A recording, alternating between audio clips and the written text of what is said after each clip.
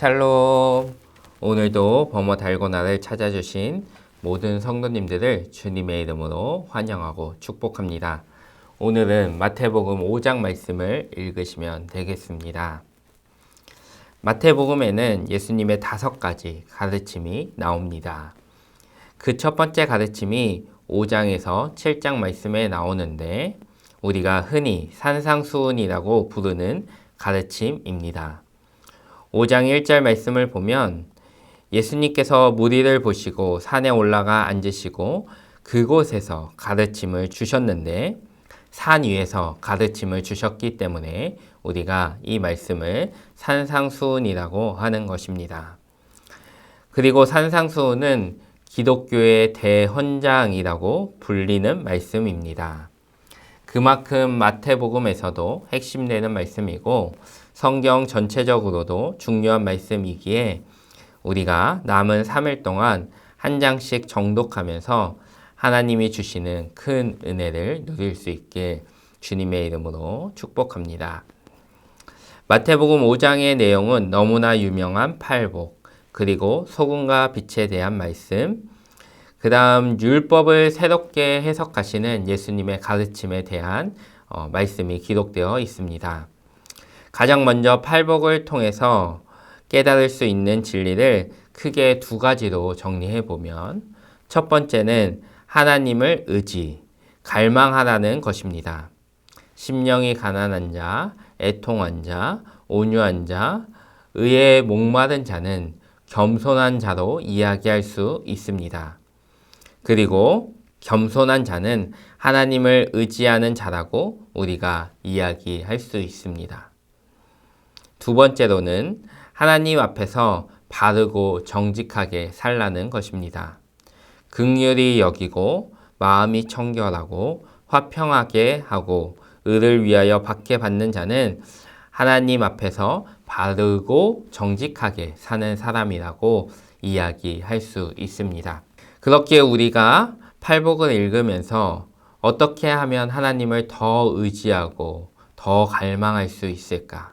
어떻게 하면 하나님 앞에서 더욱더 바르고 정직하게 살 수 있을까? 이런 고민을 가지고 말씀을 읽어야 하겠습니다. 이런 고민 가운데 하나님이 우리에게 놀라운 지혜와 깨달음을 허락하실 것입니다. 다음으로 소금과 빛에 대한 교훈이 주어집니다. 이 말씀을 통하여 예수님은 제자들에게 변화를 요구하십니다. 예수님은 제자라면 세상 사람들과 달라야 하며 다르게 행해야 한다는 것을 이야기하시고 또 그것을 요구하시는 것입니다. 세상의 소금과 세상의 빛은 세상과 달라야 합니다. 그래야지 세상에서 맛을 낼 수 있으며 세상을 밝힐 수 있는 것입니다. 16절 말씀을 보면 너희 빛이 사람 앞에 비치게 하여 그들로 너희 착한 행실을 보고 하늘에 계신 너희 아버지께 영광을 돌리게 하라고 합니다. 결국 우리가 세상과 달라야 하는데, 다르게 살아야 하는데, 다르게 살아야 하는 이유는 나를 나타내고 나의 특별함을 증명하기 위해서가 아니라 하나님의 영광을 위함이라는 사실을 우리는 분명히 기억해야 합니다. 그리고 20절에서는 우리의 행실이 세상 사람들과 달라야 함을 더 강력하게 이야기하고 있습니다.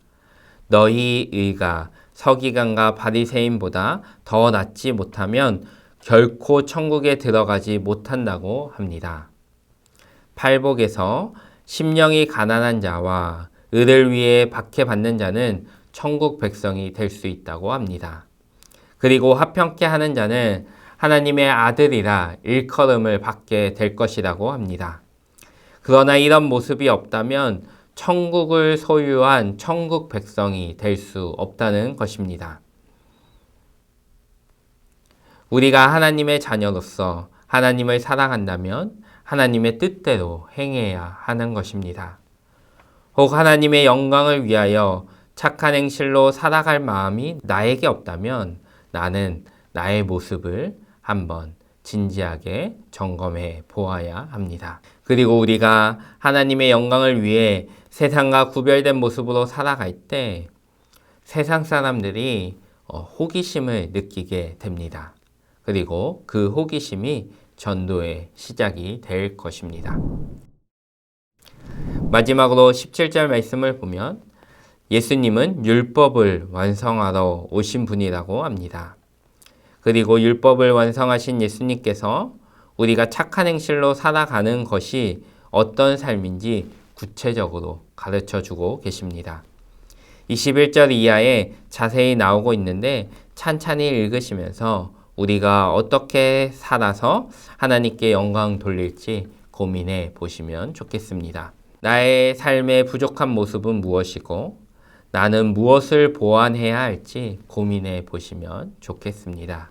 그리고 부족한 부분을 나의 힘으로 고칠 수 없으니 성령 하나님께 도와달라고 기도드림으로 우리의 삶이 매일매일 성화를 이루어가는 삶이 될 수 있기를 주님의 이름으로 간절히 축복합니다. 오늘도 범어 달거나 끝까지 들어주셔서 너무나 감사합니다.